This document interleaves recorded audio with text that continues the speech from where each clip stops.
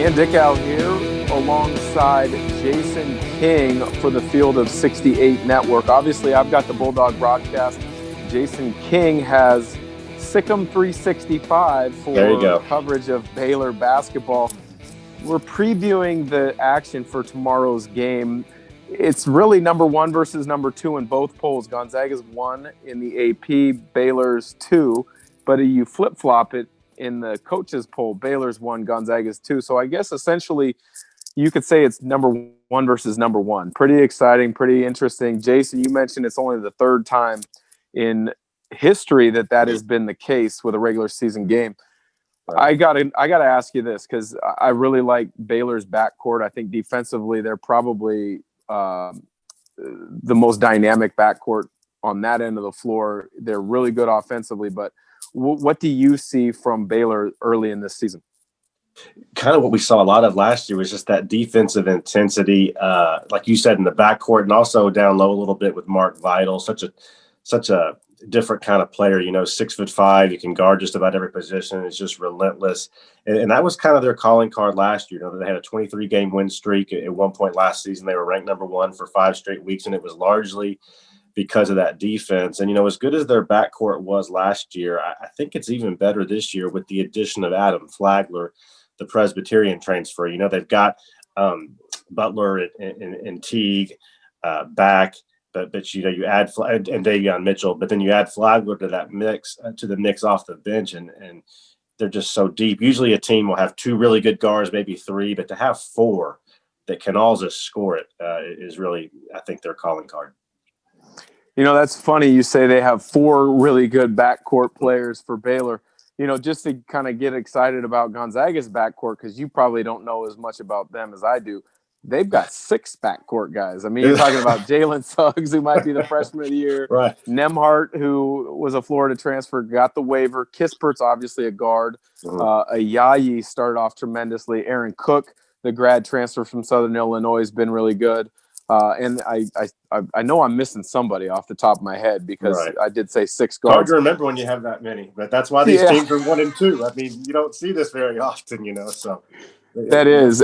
Aaron Cook. When I look at the matchup on the interior, though, and last year Baylor had really good interior presence with Freddie Gillespie, and if I remember the name right, Tristan Clark. He's now retired due to injury, if I'm not mistaken.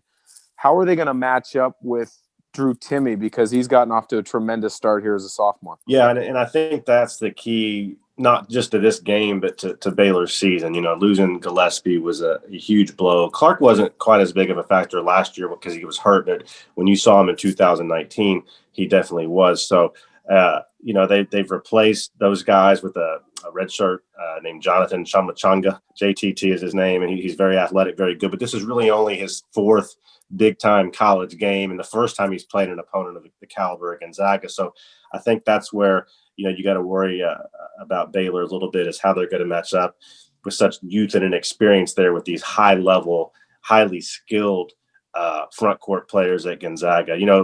Mark Vital, as I mentioned, such a great defender, so relentless, doesn't have the height maybe in the offensive ability of maybe some other guys, but he's going to make things tough on people, and keeping him out of foul trouble will be a huge key for Baylor.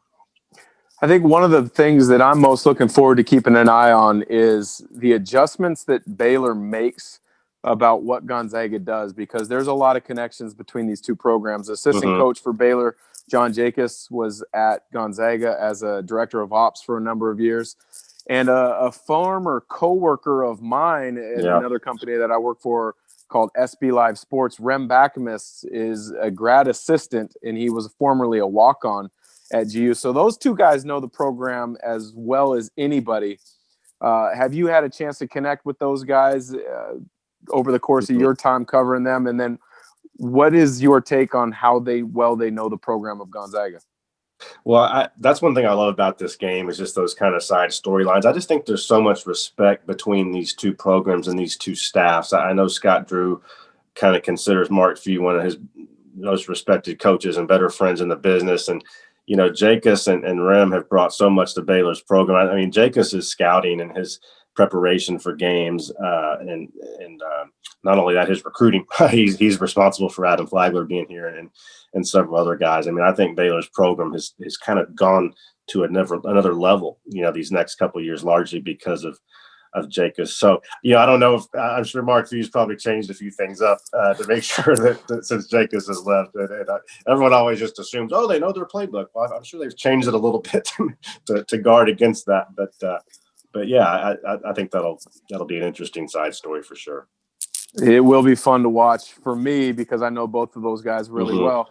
Don't want to run too long with the podcast in the preview of this game, so we'll end it with a prediction from both of us.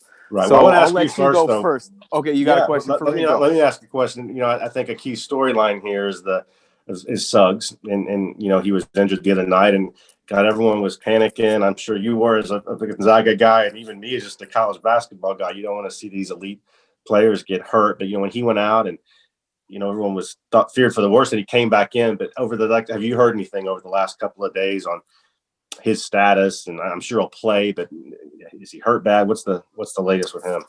I haven't heard anything. I haven't asked, and partly probably as a Gonzaga fan, I don't want to know anything more. I just want to see him get out there and compete and play well on Saturday. The thing is, he came back. And he limped the first couple possessions back, and then Coach Few kind of put him to the test. Like, hey, if you're going to limp, you're out. And he ended up playing. Now, what happens is, in a lot of times with really good players in those situations, maybe you don't have the impact statistically that you would have had, but you're such a dynamic and a high-level player that the other team's really got to continue to focus on you and take things away. So I think that was the effect that he had in the game the other night. So that'll be fascinating to watch because, yes, tremendous point guard. Is he 100%? Hard to say, but he's going against a really good backcourt guy with experience in Butler. So before we jump off, what's your prediction? And I'll give you mine. Yeah, well, we're probably going to both sound like homers here. I just love what I've seen from Baylor, especially defensively early on. I worry about them a little bit in the front court. With some inexperience there, but I feel good about Baylor's chances in this one. I think it's going to be a great game, maybe high scoring. I'm going to go with Baylor 86-82. I like the prediction of the high scoring, but I'm going to flip it. I'm going to go Gonzaga, as you could probably predict. I think it's going to be Gonzaga. I'll go with that 86 number as well, but I'm going to go Gonzaga 86, Baylor 77.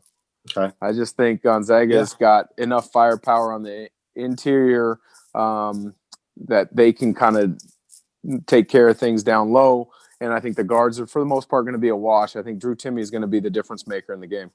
Yeah. Well, hey, credit to both of these coaches for putting this game together. You want to see the best teams play each other, and during a time when there's so much angst and frustration and uncertainty, I'm glad we've got this game. So good to talk with you, and I'm looking forward to tomorrow. And no matter what happens, I think these teams are going to both benefit from it. Absolutely. Well, I'm glad to be a part of the Field of 68 network, as I'm sure you are. Yeah, and if our schedules allow, I know we're going to have to do a recap at some point.